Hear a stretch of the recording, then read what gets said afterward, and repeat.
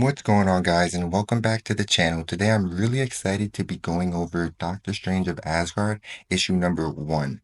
This comic only came out a few days ago, the 5th of March. Today's the 8th. It's taken me a couple of days to get this edited and recorded for you guys, but I totally think it's going to be worth it. My first read-through of this comic really blew me away.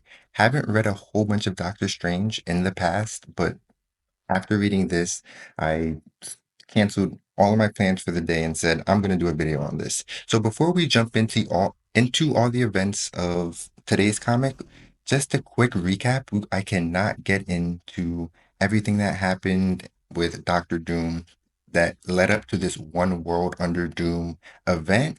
But long story short, the new Supreme Sorcerer, or Sorcerer Supreme, I should say, of Earth is Doctor Doom.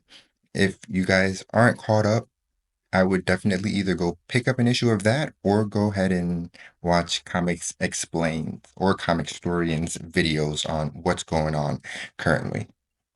The comic starts by showing the massive floating planet that is Asgard, and then shows Doctor Strange hastily making his way through these massive security gates.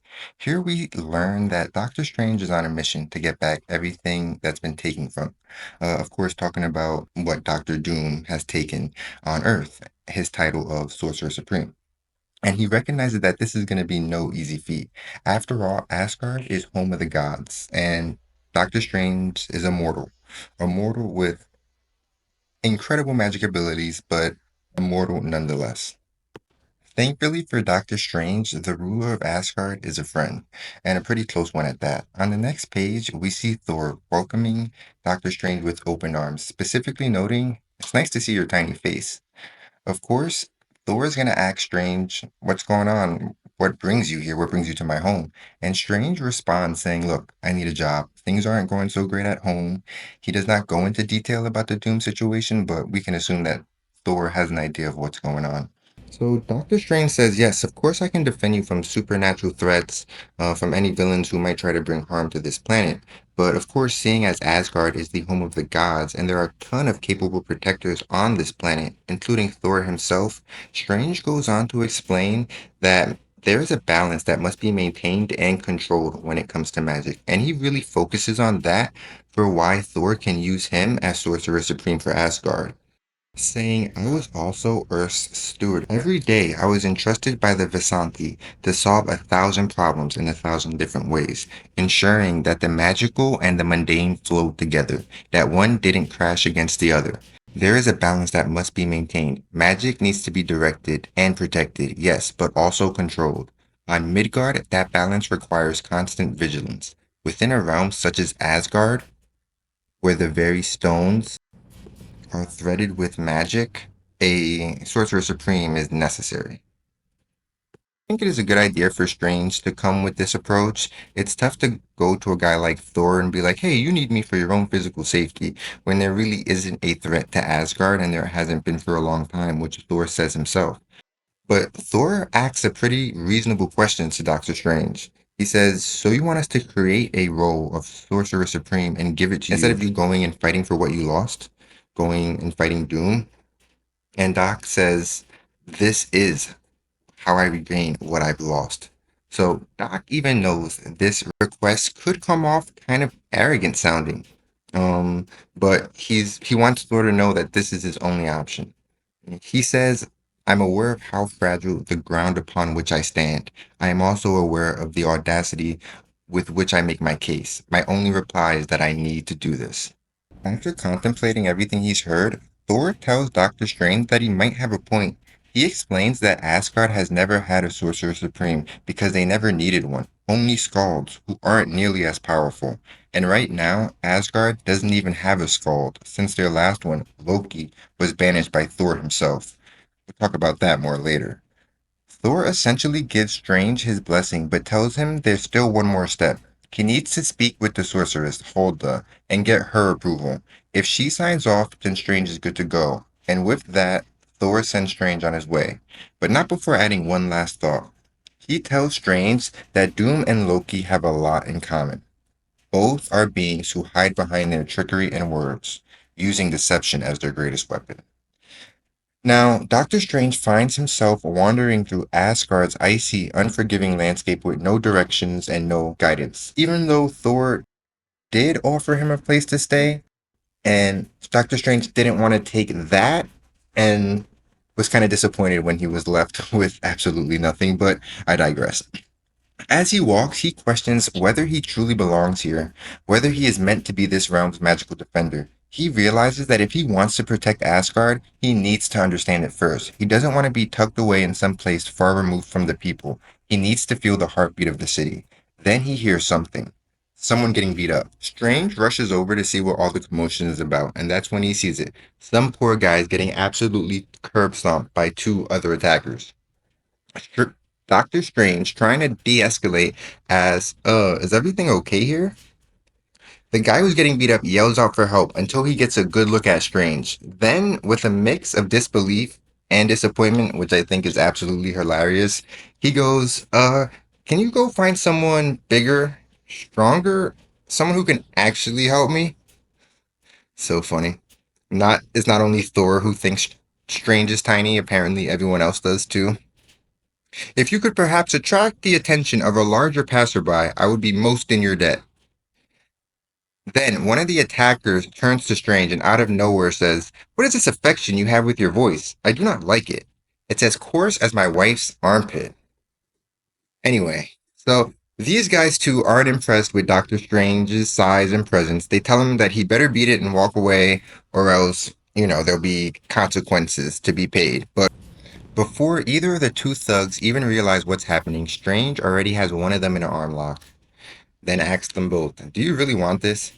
At the same time, Strange is also having an internal moment of self reflection, kind of thinking, just how strong are Asgardians really?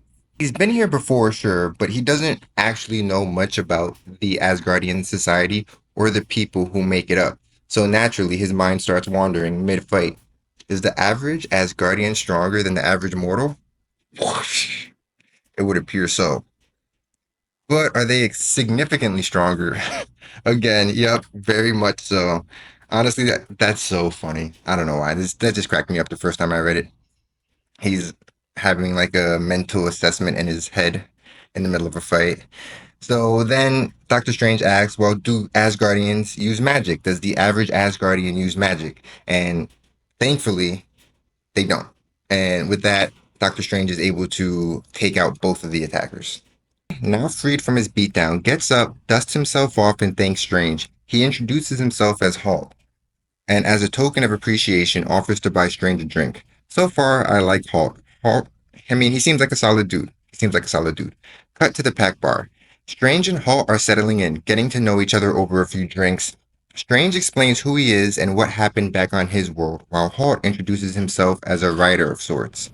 And honestly, Halt does sound like the real deal until his siblings show up and completely blow his spot. According to them, Halt isn't some grand storyteller, he's just a carpenter like everyone else in his family. Halt flags down the waitress and with a cheeky grin tells her, Doctor Strange needs a room, and money is no issue to him at all. All in all, Doc is feeling pretty good at this point. He wanted to get out and meet new people, learn the area a bit, and find a place to stay, all of which he's done by now. Cut to Doc in his room when he gets a knock on the door. Right off the bat, Alask. Alask is a wizard, not nearly as skilled as the Supreme Sorcerer, but a wizard nonetheless.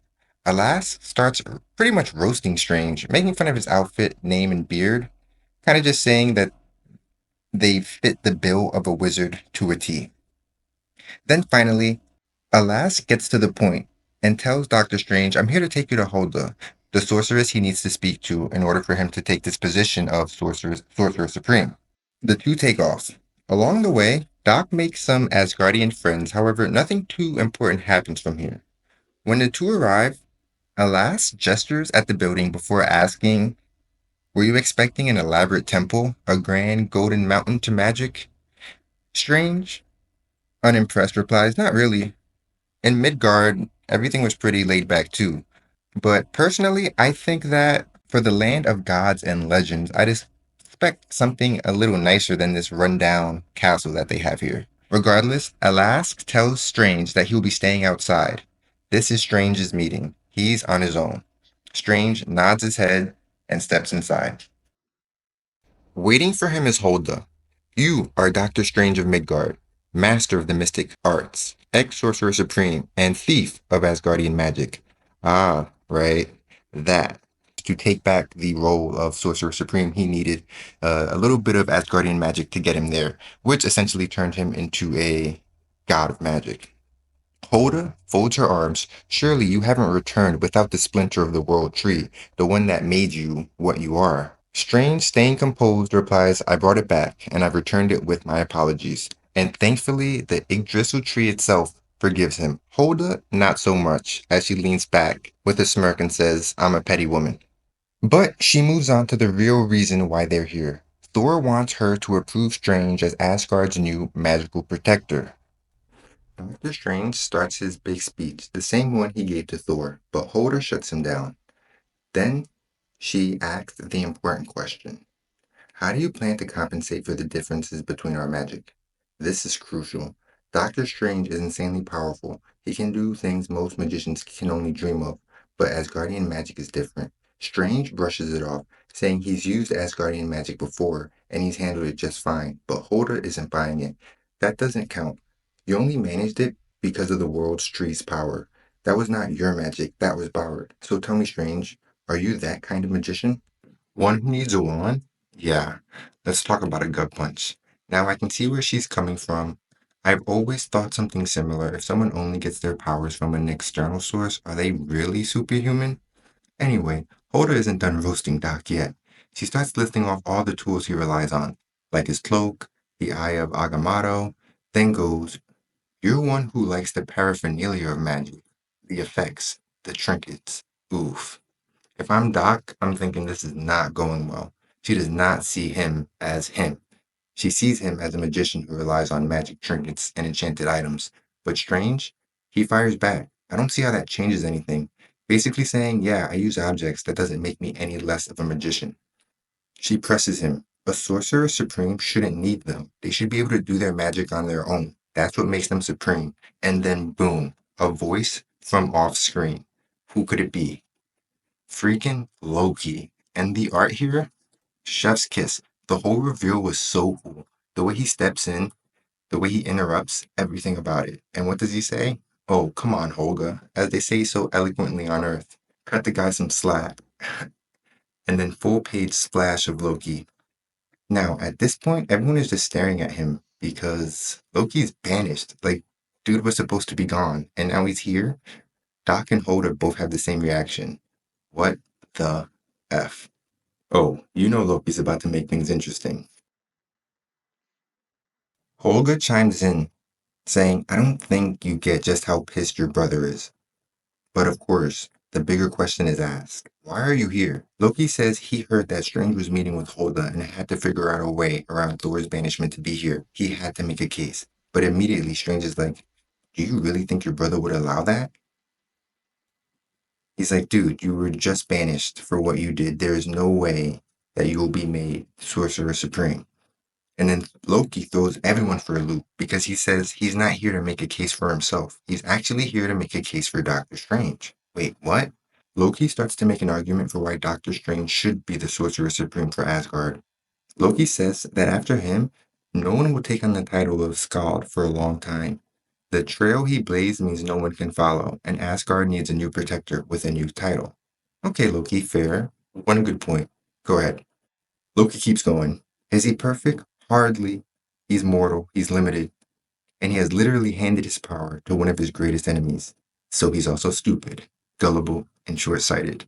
Like, damn, okay. But if we learn from our mistakes, says Loki, Strange might be the greatest sorcerer ever because of how many mistakes he's made. And that's actually a bar, okay? That's a fire slam. Like, Doc is getting slammed on. But we're still just kind of confused as to, okay, so do you really want Doctor Strange to be the new Guardian or the new Protector, the new Sorcerer Supreme? Like, what's going on here? At that point, Loki suggests a spell. A spell that could help Strange compensate for the magical differences between Midgard and Asgard. Strange recognizes the spell. Hulda doesn't. The spell of Achernon. And at this point, I'm like, He has to be up to something. One second, Loki is giving Strange a backhanded compliment, and the next, he's suggesting an actually good idea. What is he playing at? Strange knows it too. He's thinking that this must be a trick. But if it isn't a good solution to their problem, Loki says, for a magician of your caliber, it would be the difference between wielding Asgardian magic and letting it inhibit you. If this was coming from anyone else, it might be helpful. But Loki? Absolutely not. And yet, Hulda agrees. She said she'd be willing to go with Loki's idea. And Strange is just like, you would? Loki's not even supposed to be here. He's banished. And we're taking his advice? So Strange asks her again, are you sure about this? And Hulda confirms, I know Strange isn't perfect, but no one is. But the fact that he's trying to be, and she doesn't even get to finish her sentence because boom, turn the page, Loki pulls out a long blade, over a foot long, jumps on Hulda's back and plunges it straight through her chest. Oh my god. And the art here, Loki looks like a savage. And Strange, he can tell the blade already went through her heart. Before he can even catch her, she's gone. Loki drops the knife and goes, no, no, I didn't. Strange, you must believe me, I didn't do this. And Strange is just standing there with Hulda's lifeless body and Loki's blade. And then the final voice from beyond the door. Is everything all right in there? Ask Alask as Hulda leaves in a pool of her own blood. This ending really shocked me. Again, I went into this comic without having any expectations, just wanting to read it. I know how cool, I've always heard cool stories about Doctor Strange and the cool things he's able to do, but I was not expecting this. And already in the first issue, Doctor Strange is in a serious problem right now, quite the pickle, as some might say, because he's left there with the murder weapon and the sorceress's dead body. And no one knows that Loki was there. Are people even going to believe that Loki was able to do this? I don't know, but I'm super excited to see what happens on the next issue. If you guys enjoyed this, drop a like. It'll let me know to keep doing videos like this. Drop a comment. Tell me what your favorite part of this issue was. And that's all until next time. See ya.